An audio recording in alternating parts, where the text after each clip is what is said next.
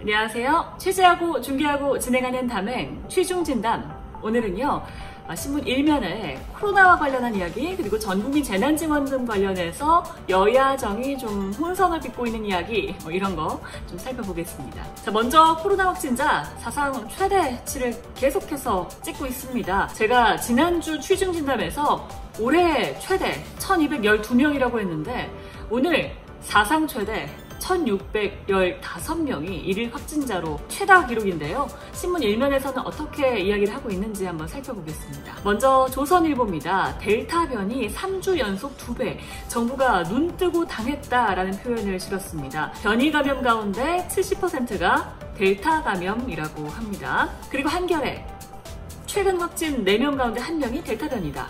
제가 지난주에 딱 취중진담에서 미국에서 감염자 2명 가운데 1명이 델타 변이라고 한다. 델타 변이 바이러스의 감염 확산 속도가 심상치가 않다라고 말씀을 드렸는데요. 우리나라 벌써 4명 가운데 1명이 델타 변이로 확인이 되고 있습니다. 그리고 한겨레에서는요, 정부가 안일하게 판단했던 점을 인정했다라는 걸 좀 담았습니다. 중앙사고수습본부 사회전략반장의 이야기인데요.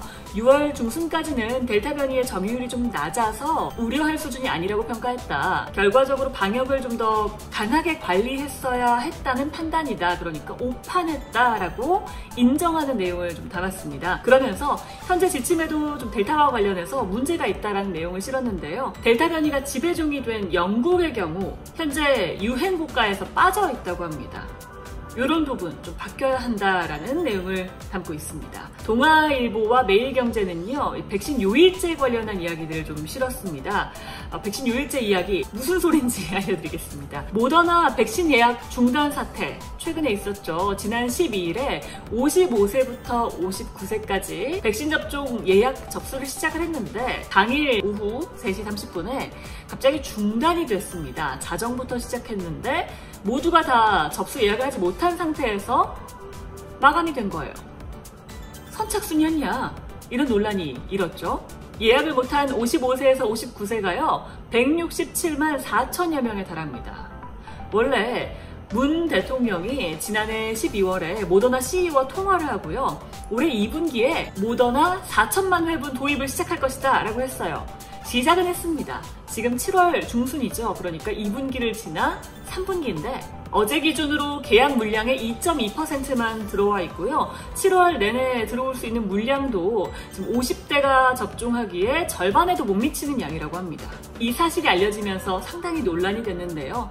백신 접종 예약 관련해서도 좀 말이 많았습니다. 선착순으로 꼭 끊기는 것 같은 느낌이 들었잖아요. 그래서 백신 접종 예약 사이트가 좀 마비되는 상황을 막기 위해서 여러 가지 방안을 생각하고 있습니다. 첫 번째, 먼저 접종 예약 재개할 때 아까 얘기했던 백신 예약 요일제를 검토한다. 마스크 대란 기억하시죠? 그때 우리가 몇 년도생은 월요일에, 몇 년도생은 화요일에 이렇게 마스크를 살 수 있었잖아요. 그것처럼 백신 예약도 55세는 월요일에, 56세는 화요일에 이런 식으로 요일제로 예약을 하게 만들어서 한 번에 모두가 몰려서 사이트가 폭주하게 되는 상황을 좀 막자라는 겁니다.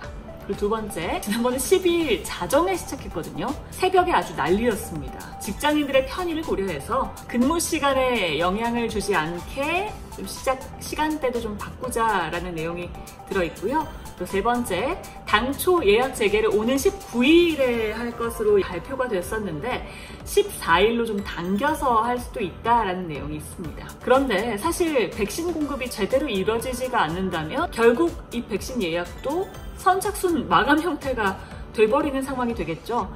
무엇보다도 물량 확보가 일단 중요할 것 같습니다. 우리나라 1위 확진자가 현재 1000명대를 넘어선 게 일주일째 되고 있거든요. 그리고 방역당국, 지금 확산세가 통제되지 않으면 2000명도 갈 수 있다 라고 예고를 한 상황입니다. 또 세계적으로 지금 델타를 넘어서 남미발 람다 바이러스까지 한시도 긴장을 늦추지 않고 방역 수칙 철저하게 지켜야겠습니다. 자, 그리고 재난지원금 관련한 이야기를 좀 해볼게요. 어제 오후에 송영길 민주당 대표와 이준석 국민의힘 대표가 만나서 이야기를 했는데 전국민 재난지원금에 합의한다라는 기사 보셨을 겁니다. 많은 분들이 갑자기? 조선일보, 전국민 지원금을 놓고 여야정이 딴소리한다 라고 제목을 뽑았습니다. 일단 민주당이 원래 소득 하위 80%를 주기로 했다가 당론을 2주 만에 100%로 바꿨다, 번복했다, 당정 합의사항을 번복했다라고 이야기를 하면서 전국민 지급을 당론으로 채택했다. 하지만 정부, 그러니까 홍남기 경제부총리는 여전히 이에 대해서 반대한다라는 목소리를 담았고요. 이 와중에 이준석 대표의 해명 내용도 실었습니다. 80이나 100이나 큰 차이 나지 않으니까 검토할 수 있다라고 이야기한 거다라고 말한 내용입니다. 여기에 대해서 국민의힘 안에선 비판이 쏟아져 나오고 있죠. 제왕적인 리더십이다. 철학 붕괴다. 한 중진 의원은요, 5선의 송영길 대표에게 0선의 이준석 대표가 약간 당했다? 말렸다? 라는 표현을 썼더라고요. 하지만 하태경 의원의 경우에는 이렇게 당 내를 공격하는 건 자해정치다 라고 이야기하기도 했습니다. 그리고 한결에 여당 당론 확정했지만 전국민 재난지원금 진통, 국민의힘이 당 대표끼리 합의를 번복했다 라고 소제목을 달기도 했고요. 기재부가 반발하는 내용도 함께 실었습니다. 그러니까 여당은 전 국민에게 재난지원금을 주고 싶지만 야당과 정부 때문에 어렵다라는 뉘앙스를 풍기죠. 그리고 매경은요, 여당이 전국민 재난지원금을 결국 강행한다고 당정의 합의를 뒤집었다. 여당이 당정의 합의를 뒤집었다라는 내용을 제목으로 실었습니다. 그러면서 이렇게 되면 2차 추경으로 최대 4조 5천억을 증액해야 한다. 현실적인 내용을 좀 담았습니다. 전국민 재난지원금을 주게 되면 이런 부담이 있다는 걸 강조하고 있는 거죠. 중앙일보, 당정끼리 싸움에 왜 끼냐. 이준석의 입이 대선 리스크가 됐다라는 표현을 제목으로 달았는데요. 국민의힘의 한 중진 의원이 여당과 정부가 서로 막 떠넘기던 불씨를 이준석 대표가 가져와서 우리 당에다가 붙여버렸다라고 표현을 하기도 했더라고요. 이 대표의 리더십을 비판하는 내용이겠죠. 하지만 이 대표의 해명도 실었습니다. 송 대표와 저와의 합의는 정치적인 입지를 고려한 쌍무적인 합의였다. 그러니까 일종의 딜이었다라는 거죠. 동아일보 역시 전국민 재난지원금 확정적인 합의 아니었다라고 한 이 대표의 해명을 실었는데요. 오늘 한 라디오 인터뷰에서 이준석 대표가 대선을 앞두고 재난지원금 논쟁에서 저희가 주지 말자라는 스탠스에 서는 게 전략적으로 옳은 선택인가 강하게 반문하고 싶다라고 이야기를 조금 바꿨습니다. 어제는 대변인을 통해서 뭔가 말이 잘못 전달됐다라는 식의 해명까지 했었거든요.